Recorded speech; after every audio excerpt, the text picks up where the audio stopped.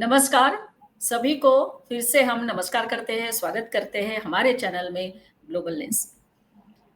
योगी जी का बुलडोज़र बहुत अच्छे से बरेली में चल रहा है और जिस तरह से कार्रवाई हो रही है उत्तर प्रदेश सरकार के द्वारा उन लोगों के खिलाफ जो लोग हमारे देश के खिलाफ कुछ साजिशें कर रहे हैं, साथ-साथ अराजकता फैलाने की कोशिश कर रहे हैं।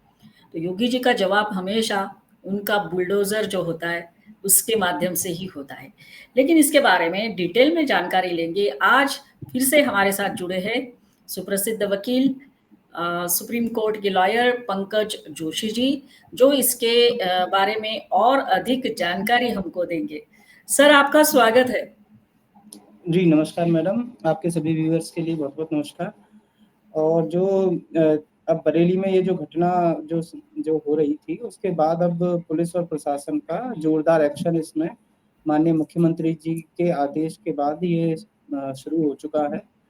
और ये जो लोग जो बार-बार भड़काऊ बयानबाजी जो करते रहते थे लगातार और इनको प्रशासन एक तरह से नज़रअंदाज करता रहता था। अब इस घटना के बाद जिसमें इतने पुलिसकर्मी अ जो घायल हुए हैं और उसके बाद अब ये सभी प्रशासन की रडार पर हैं और सभी के खिलाफ में जो भी इनकी इल्लीगल एक्टिविटियाँ हैं, उन पे कार्रवाई की जा रही है।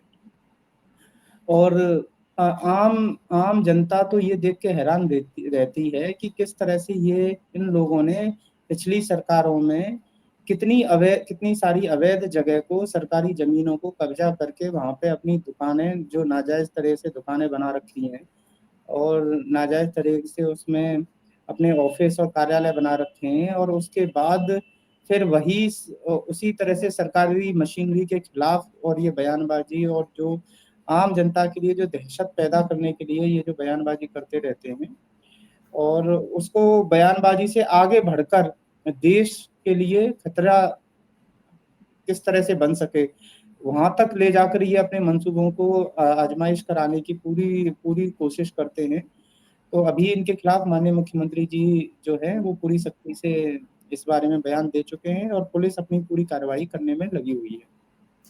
हाँ सर, पर जो मैंने न्यूज़ में देखा और पढ़ा है, काफ़ी सारा एरिया इन्होंने कवर करके रखा था। हाँ, इनका जो है देखिए ऐसा है कि ये कोई नए पॉलिटिकल लीडर तो तौकीर रज़ा है नहीं, ये पुराने ही समय से पॉलिटिकल लीडर रहे हैं, कांग्रेस में रहे हैं, सपा में रहे हैं।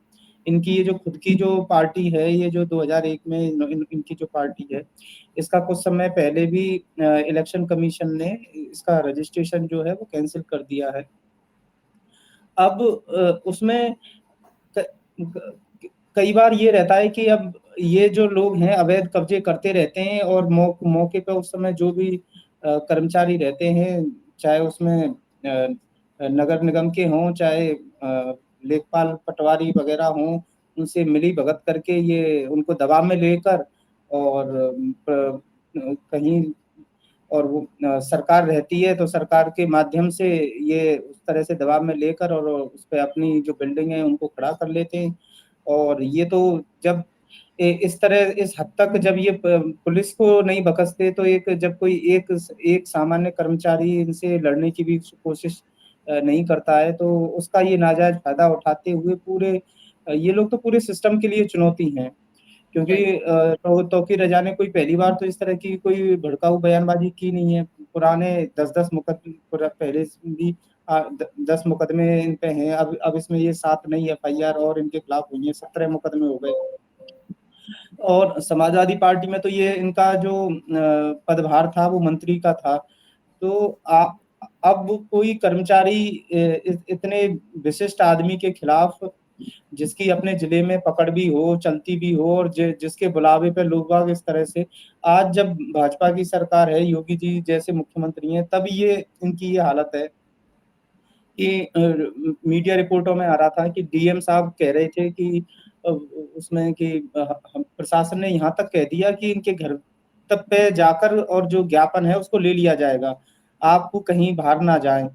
और तो आज के समय में भी जब इनकी ये मजबूत स्थिति है, तो कहीं न कहीं अधिकारियों का या तो लचर रवैया कहिए, या वो चाहते हैं कि हमारे क्षेत्र में शांति बनी रहे, लेकिन उसका ये लोग बिल्कुल नाजायज़ फ़ायदा उठाते हैं और अपनी जो ये ताकत दिखा के और सभी लोगों के बीच में दहशत पैदा करने की जो इनका जो रवैया रहता है, वही इनका असली इनका चेहरा है। और उसी की वजह से इन्होंने कई क्षेत्रों में इसी तरह के इन लीडरों की वजह से नो गो एरिया बन चुके हैं। वहाँ पर इन्होंने अपने अपने एक तरह से शरिया जो है वो इन्होंने लागू कर रखा है। पुलिस भी ये जानते हुए भी कि उस क्षेत्र का ये अपराधी है, तो वारंट तामील कई बार नहीं कराए जाते हैं, फ़ोन से ही बुलाने की वो लोग भी कोशिश करते हैं कि चलो ये यहाँ पर थाने पर ही आ जाए या यहाँ यहाँ इस तरह से कोर्ट में चला जाए। लेकिन इन सभी के पीछे जो भी साजिशें हैं, ये एक इसको एक बड़े लेवल पे एक डिकोड करना बहुत ज़रूरी है, क्योंकि आपने बरेली को जिस तरह से केवल अपना, ये तो मेरा एरिया है, ये तो मेरा मोहल्ला है, मैं अपने क्षेत्र में जो चाहूँगा वो करूँगा। मैं यहाँ चाहे सर तन से जुदा के नारे लगवाऊँ, मैं चाहे यहाँ पुलिस पे पत्थरबाजी करवाऊँ, मैं चाहे यहाँ पे लोगों को भड़काऊ बयानबाजी कराऊँ, तो ये सारी चीज़ें जो हैं, इनका इनका जो असली चेहरा है वो है। और अभी तक इनको छोड़ा जा रहा था, अब माननीय मुख्यमंत्री जी के ये रडार पर आ चुके हैं, तो अब उसका तो इलाज माननीय मुख्यमंत्री जी के द्वारा हो ही रहा है। और होना भी चाहिए सर। नहीं, ऐसे जो लोग हैं जो दंगे इस लेवल तक भड़का सकते हैं, उन पे तो होना चाहिए, क्योंकि ये जो भड़काऊ बयानबाजी है इनकी पहली बार नहीं है। ज्ञानवापी मस्जिद पर जब उसी उस समय भी इन्होंने इसी तरह से बयानबाजी की थी, दिल्ली दंगे हुए थे, तब इन्होंने माननीय प्रधानमंत्री मोदी जी के लिए बोला था कि हमारे लड़के निकल आएँगे तो आपको कहीं पर जगह नहीं मिलेगी और आप धृतराष्ट्र के समान हैं। सीए के समय में जब दंगे होने लगे तब भी उन्होंने इसी तरह से बोला था। तो अब जो व्यक्ति इस तरह से अपने आप को इतना दबंग, तो कभी ना कभी तो समय आता है, तो अब उनका समय आया है, तो अब उसका पुलिस पूरी तरह से कर रही है। और इनके साथ में जो इनके और भी जो इनकी जो टीम के लोग हैं उसमें जो आरिफ जो है, जिसके कई होटल वगैरह वहाँ पर चलते हैं, और उसमें भी उन जो उनके और साथी हैं उन सभी पर भी कार्रवाई हो रही है कि कौन-कौन लोग हैं।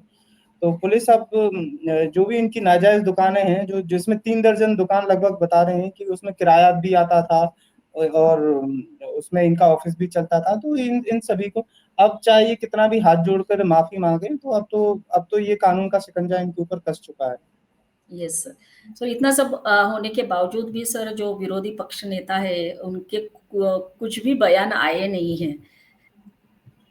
नहीं, विरोधी पक्ष के तो लोग इनके फ़ेवर में ही बोल रहे हैं। वो तो कह रहे हैं कि ये जब हाथ जोड़कर माफ़ी माँग रहे हैं, वो तो यहाँ तक कह रहे हैं कि जो लोग वहाँ पर गए वो बड़े ही अ, मतलब बड़े कमज़ोर बच्चे थे, बड़े असहाय बच्चे थे, बड़े ही मासूम बच्चे थे।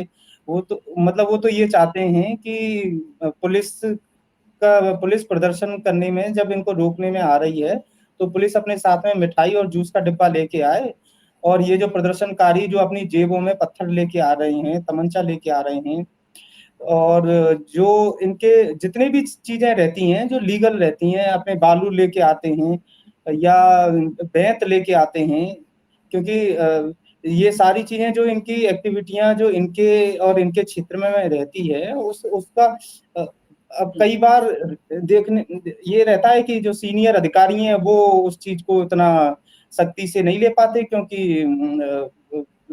नीचे का कर्मचारी तो जब कांस्टेबल या दरोगा जी पिट रहे हैं, तो उनको उस चीज़ का क्या कैसे अभी पता चलता है कि मौके पे किसका अपमान हो रहा है। वो तो ऑफ़िस से निकल के आएँगे, तब तक तो वहाँ चीज़ें बहुत सारी सामान्य हो जाती हैं ना, तो उन्हें उस चीज़ का जब उन पर खुद पे बीतने पे आती है, तब उनको पता चलता है, अरे! ये यहाँ ऐसा हो रहा है। यस।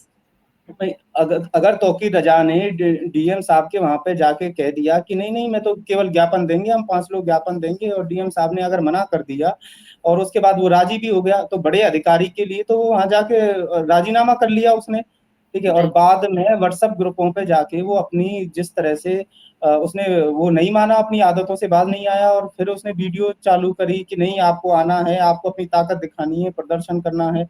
उस जो उसका एक इनका जो एक साथी जो है, जो इतने बड़े बोल बोल रहा था कि जो इनका जो मैनेजर जो भी इनका देखता है कि हम पुलिस वालों के हाथ काट देंगे। उसकी उसकी ये वीडियो भी रिलीज उसमें आई है कि पुलिस को इस लेवल तक, अगर पुलिस किसी भी लेवल पे आएगी हमसे टकराने, तो हम उनके हाथ भी काट देंगे। तो आप पुलिस वालों के लिए किसी भी हद तक जाने को तैयार हैं, और ऐसा केवल बरेली नहीं है, ये इनका एक सेट पैटर्न है। देखिए, चाहे चाहे बरेली हो, संभल हो, नूह हो, अहिल्यानगर हो, चाहे देश के अन्य हिस्से हों, इनका ये सेट पैटर्न रहता है। ये सारी चीजें शुक्रवार के दिन होनी होती हैं।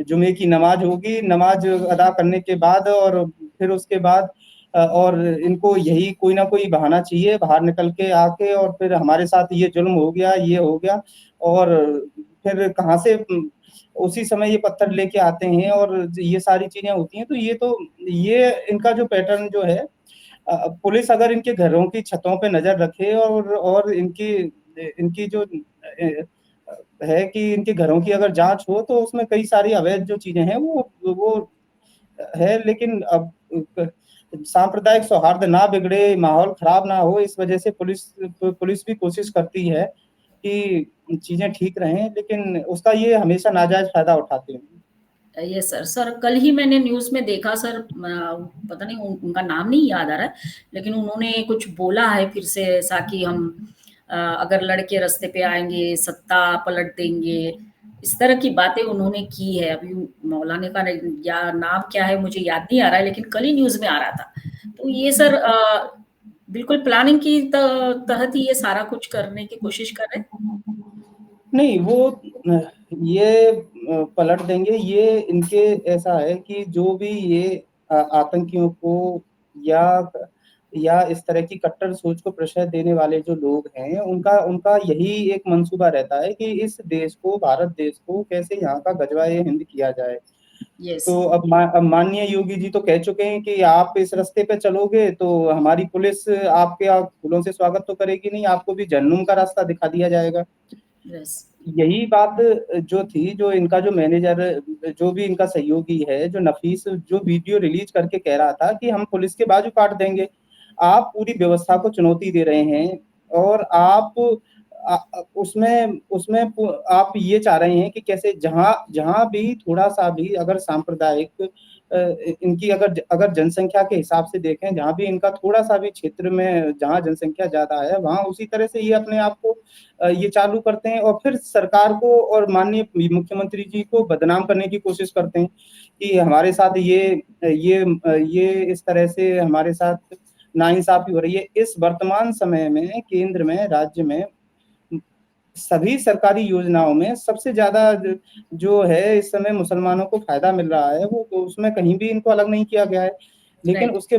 उसके बावजूद भी आप इस तरह से, और विपक्षी विपक्षी कह रहे हैं कि सरकार का एजेंडा सफल हो गया, और ये तो इसी तरह से चाहते हैं, ये मुसलमान को प्रताड़ित करते हैं। और ये अगर अगर आप उपद्रव करेंगे, अपनी जिहादी मानसिकता दिखाएंगे, पुलिस और व्यवस्था को चुनौती देंगे, तो उसके बदले में पुलिस, पहले की सरकारों में ये होता था कि पुलिस कार्रवाई नहीं कर पाती थी। राइट। आज मुख्यमंत्री जी ने जब दी है छूट, तो 2 घंटे में पूरा ठंडा हो गया है पूरा बरेली। क्योंकि पहले तो 4-4 5-5 दिन तक बरेली का तो ये रिवाज था कि 4-4 5-5 दिन तक लगातार दंगे होंगे। तो बराबर। चाहे मायावती जी की सरकार हो, चाहे मुलायम सिंह जी की हो, नारायण दत्त तिवारी जी की रही हो, तो तब तो बरेली तो अपने आप में किस तरह से वो अब दंगा क्यों नहीं कर पा रहे हैं, अब कैसे शांति हो गई भाई, दो यस। घंटे में ही सारी शांति निकल गई। क्योंकि अब पता है कि मुख्यमंत्री जी योगी जी हैं, तो इनको अब समझ में आ गया कि यहाँ पे क्या हो सकता है। अब कान पकड़ के माफी भी मांग रहे हैं राइट। कि नहीं, हमसे कि हमें हमें भड़काया गया था, और हमें तो अब ये क्योंकि जो जो मुख्यमंत्री जी का जो इस तरह के जो बीमार मानसिकता के लोग हैं, उनके लिए उनके पास वैक्सीन का कोर्स रहता है, और वो पूरा उसको कंप्लीट करने के बाद ही कि उस बीमारी को वो जड़ से मिटा देते हैं। यस। Yes sir. तो सर आप जिस तरह से सारा डिटेल में बता रहे हैं कि क्या हालत है एक्चुअली बरेली में, हम तो टीवी पे देख ही रहे हैं वैसे न्यूज में, लेकिन आज आप जो बता रहे हैं वो एक चित्र हमारे सामने आता है कि भारत का संविधान बचाओ, ये करो, ये जो नारा यही लोग लगाते हैं, यही लोग किस तरह से भारत को तोड़ने की कोशिश कर रहे हैं या तोड़ने की साजिशें चल रही है इनकी। नहीं देखिए, ये मैं तो इसमें जो भी मीडिया रिपोर्टों में आता है और उसके बाद जो भी क्योंकि हमारे पुलिस ऑफिशियल, हमारे डिफेंस के लोग, वो सभी ये जो जिहादी मानसिकता है उसको वो रोजाना इससे रूबरू होते रहते हैं, क्योंकि उन्हें किसी मस्जिद के बाहर ही क्यों क्यों इस तरह से अपनी पुलिस व्यवस्था के लिए एकदम कड़े इंतजाम करने पड़ते हैं, क्योंकि उन्हें पता है कि यहाँ अब आज आज ये शुक्रवार का दिन है, आज यहाँ नमाज होगी और उसके बाद पता नहीं किसी बात पे में भड़काई कोई बयानबाजी होगी और कुछ लोगों को भड़का दिया जाएगा, और उसके बाद ये अब इन मस्जिदों से अगर पत्थर निकलेंगे और तलवारें निकलेंगी, तो और फिर उसके बाद आप कहोगे कि नहीं, मुसलमानों को बदनाम करने की कोशिश हो रही है। अरे आप, जब आपका काम है इस तरह का है, तो चीजें जो निकल के आ रही हैं उनका आप ही को तो जवाब देना पड़ेगा। आप अपने अपराधों की तुलना किसी अन्य अपराधों से करके आप अपने आप को जस्टिफाई तो नहीं कर सकते। ये पत्थर आते कहाँ से हैं? आप नमाज अदा करने के बाद आप फजल बांटिए, रहमत बांटिए, लोगों से गले लगिए, तो ये सारी चीजें तो समझ में आती हैं। केवल इस नारे को या इस एक प्रचार को कि आप कहीं पर आई लव मोहम्मद का इस तरह से जो है उसको बेवजह आपने विवादित बना दिया। आप एक तो उनके नाम के आगे कोई कोई एक तो कोई ना तो कोई आप इज्जत वाला कोई शब्द यूज कर रहे हैं, ना ना कोई, और आपने उसको एक एक इंग्लिश वर्ड दे दिया।